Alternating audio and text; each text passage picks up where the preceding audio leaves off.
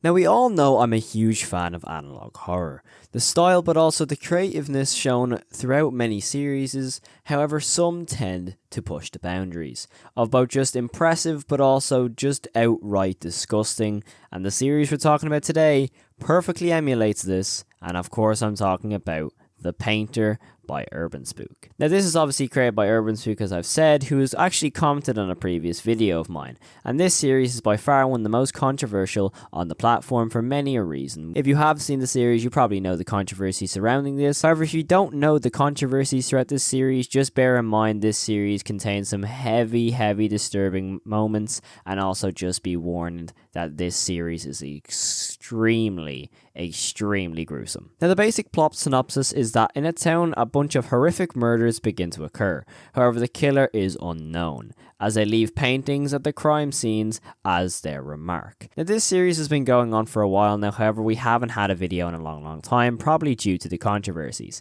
Now, this series definitely does very much emulate the whole shock factor in analog horror, and to me, it just relies on shock factor a little bit too much. I will go into detail now later on when we discuss the actual series in depth. However, I just feel like this series relies too much on the whole shock factor towards the audience rather than actually developing a storyline. Now, don't get me wrong, the paintings in this series are created by UrbanSpook themselves, and the artwork is honestly awesome in my opinion.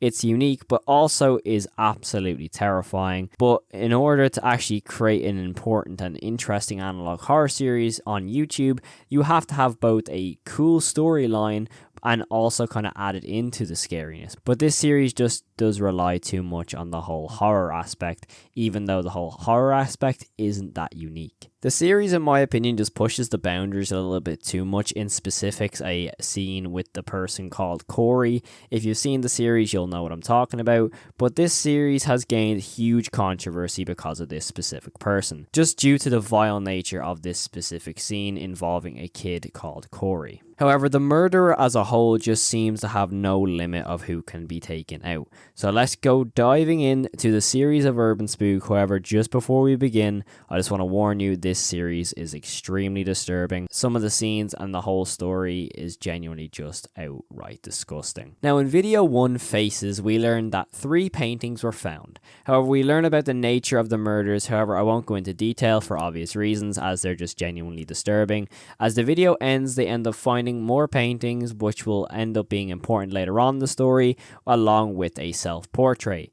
Now, it's a pretty brief synopsis of an episode, right? But that is pretty much UrbanSpook for you. It's a very brief synopsis of a kill, maybe finding a painting, someone goes missing, and a self-portrait at the end. You'll get the vibe of this format very commonly in this series because it doesn't seem to change throughout all 7 episodes. Video 2 shows even more paintings and describe more of the viciousness of our killer as a 2-month-old was taking out. Now, that is basically the first emulation in this series of the viciousness of this killer. To me, already from the start, this is way too far because that is an insane storyline to just bring up out of nowhere. And to me, I feel like taking out a 2-month-old in the nature of this scene, which I will not be describing for obvious reasons. You can go watch the video for yourself if you're that curious.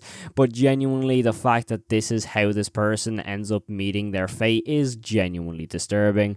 It's really uncomfortable for me personally, and it just emulates the whole fact of the shock factor just for the sake of shock factor. And also, if you put the 2 videos side by side, they have very similar formats of, as I said earlier, describe the murder, show a painting, show a mysterious painting that might show up in the future, and then end with a self-portrait as the video comes to an end. Now, this format gets extremely repetitive throughout the series and also does not emulate a storyline whatsoever, because it just seems to be different photos showing up. Obviously, that the photos being created by UrbanSpook themselves, obviously really cool and talented photos, but do they mention much of a storyline?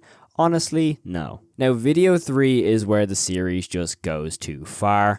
As I mentioned earlier, the whole scene with Corey. Now, I won't explain what actually happens, but I'll just show these photos side by side. And yeah, probably enough will be said just putting these side by side. I think this is by far one of the most disgusting scenes I've seen in media in the last 10 years. Now, if you're wondering what actually happens, I'm not explaining it. You can watch another video for that because personally I don't feel comfortable explaining it. And the fact that this is that actually happens in the series is honestly just outright disgusting, and it just shouldn't be in the series. Even like, it genuinely makes Terrifier look like a PG rating when it comes to a movie, and Terrifier does have the similar shock factor of this series. And I've had problems with Terrifier in the past when it comes to, you know, Art the Clown just killing people for the sake of killing and shocking for the sake of shocking. However, glad to see in Terrifier 2 they, you know, developed an actual storyline. That's what I have very similar feelings with throughout this series, as it's genuinely just a disturbing scene, and once again another disturbing scene to where the video just ends. And one thing that genuinely bothers me, that this doesn't even further the story, but it genuinely is just there to disgust and shock viewers. In my genuine opinion, I feel like this is a very cheap way for horror, and I hate this style of horror, and it ultimately just ends up being offensive considering the nature of the murder, and doesn't even further any sort of storyline throughout this series. Now, video 4 reveals that there are 2 killers. However, we learn that this isn't even developed upon until Meet, which is the very last video in the series to date, to which we get a look at Killer 2. That is genuinely all video 4 is. We learn a police officer goes missing, gets his limbs delimbed, and ultimately gets drawn the number 2 in blood on his wall, obviously hinting to, oh, there's 2 killers now.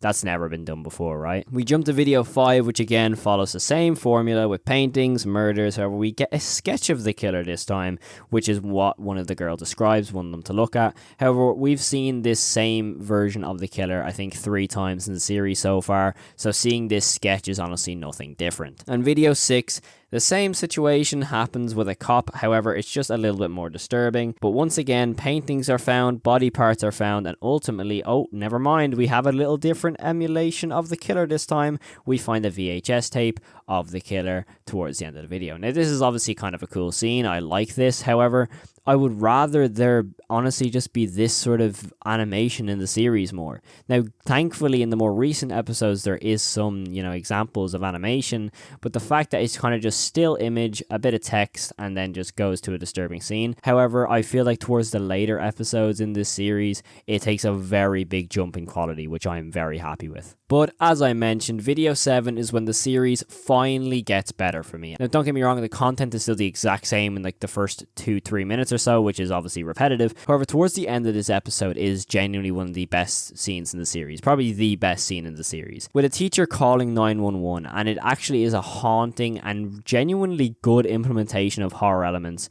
Plus, the voice acting in this scene is amazing. It really does make the scene as good as it is, but this scene is what we needed more in the series, in my opinion. This scene is haunting. It genuinely sounds so realistic because it just sounds like a home invasion going on. And the kill is obviously mentioned earlier on in the series with Blowhole Isabel. However, this kill is just disturbing as we hear pretty much every single element of this murder. And guess what? Video 8 also improves the series. However, again, it's only with the last scene. The start is genuinely the exact same, nothing new, but we get actual footage of these killers in an honestly great scene towards the end of this episode. UrbanSpook, if you are watching this, please do this style more. It's much better, please. It's so much better. I genuinely would watch an entire series just based on this animation style alone. I think it's really, really cool. However, it's not really utilized enough as the video just ends as we see like one of them come up to this ring camera and then we get a view of like a hallway, and that's how the video just ends. Now, with that being the end of the series, let's just address the series. Is not great story-wise. It follows the same formula the entire way through, with the last 2 episodes actually showing some really good horror elements. To me, this series just goes a little bit too far, but I'd actually be interested to see more of a tame, grounded storyline with the art style of the last scene of the series, but it's no doubt it's just an insensitive series with the victims and the way they end up becoming a painting. That is my opinion on UrbanSpook. I'd really appreciate all the support on the channel recently. It's honestly crazy how much y'all have been supporting my videos recently, and if you have enjoyed today's video, do make sure to hit that subscribe button down below. I make analysis videos every second day, and I do my best to have them as perfect as possible for you guys. If you have any opinions on UrbanSpook, I'd really really appreciate to hear your comments. I'm well aware the series is extremely controversial in the whole public on YouTube, especially in the analog horror community. So I'd really appreciate if you could let me know what you think of this series in the comments below. I'd really appreciate if you could hear your thoughts and we could have some conversations about how disturbing this series genuinely is